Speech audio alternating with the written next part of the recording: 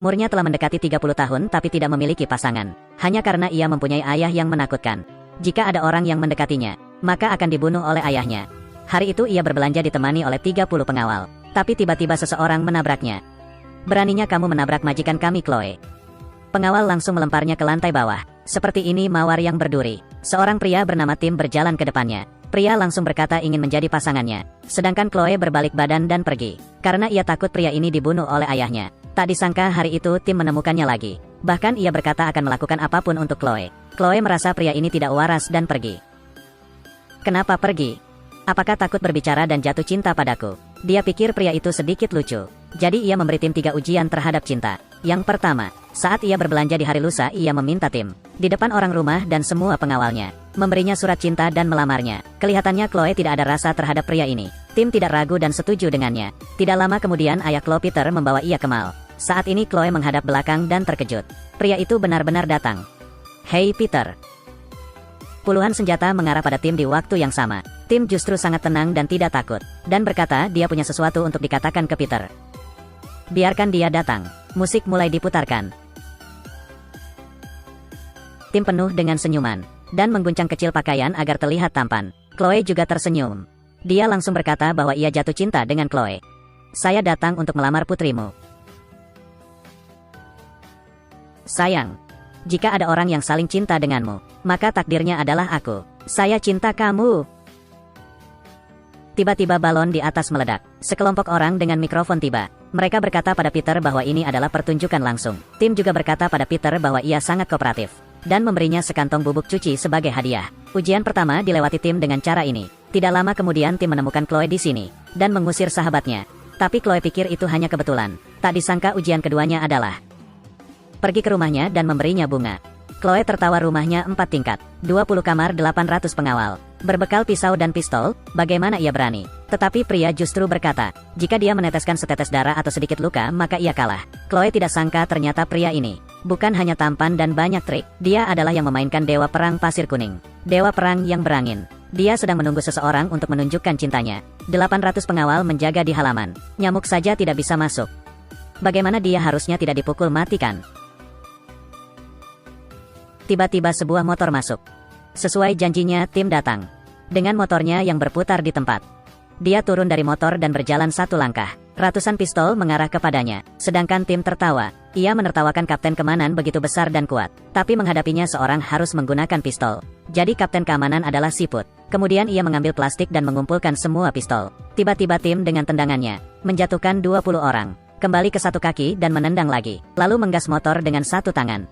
Roda yang besar kembali menjatuhkan sekelompok orang. Saat ini di bawah sebuah semprotan kecil.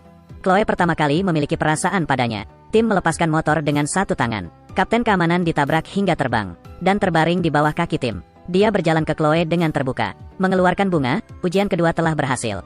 "Saya cinta kamu. Kamu pasti akan menjadi wanitaku."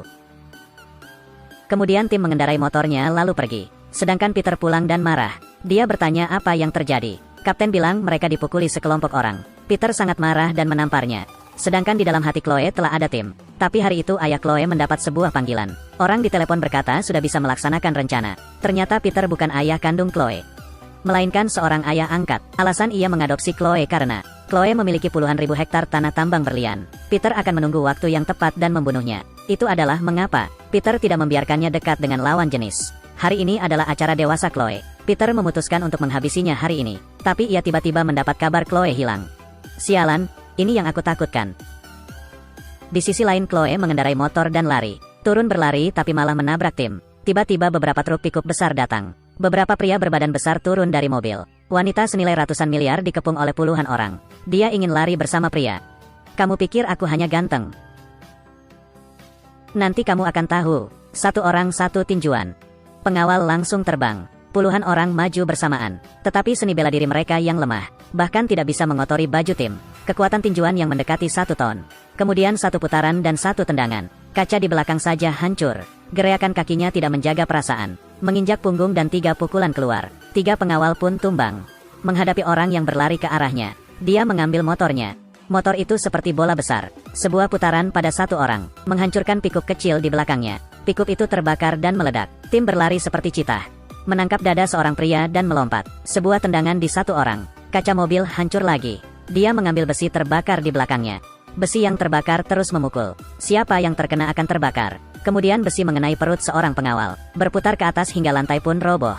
Saat ini Peter membawa bawahannya juga sampai. Tim menaiki motor dan membawa Chloe lari. Tembakan di belakang tidak mengenainya. Dia membawa Chloe mencari temannya Felix. Ternyata paman Tim sakit parah dan memerlukan $100.000 untuk berobat. Felix bertaruhan jika ia bisa mendapatkan Chloe, maka ia akan meminjamkan $100.000 kepada Tim. Dia mengejar Chloe hanya demi sebuah taruhan. Chloe mendengarnya justru tertawa. Ternyata ia sudah membayar biaya operasi pamannya. Felix adalah orang yang dicari Chloe. Ia ingin mencari seseorang untuk menolongnya. Ia telah tahu Tim sangat kuat di tempatnya. Sedangkan kenyataan membuktikan pilihan ia tidak salah. Di matanya Tim adalah orang yang sangat kuat dan mempunyai 1000 keberanian dan sangat cerdik. Itu adalah pahlawan di hatinya. Tiba-tiba sebuah kapak besar mengenai Felix. Felix dilukai oleh pengawal yang datang. Pada saat yang sama sebuah helikopter terbang di atas. Sekelompok orang berlari ke Tim.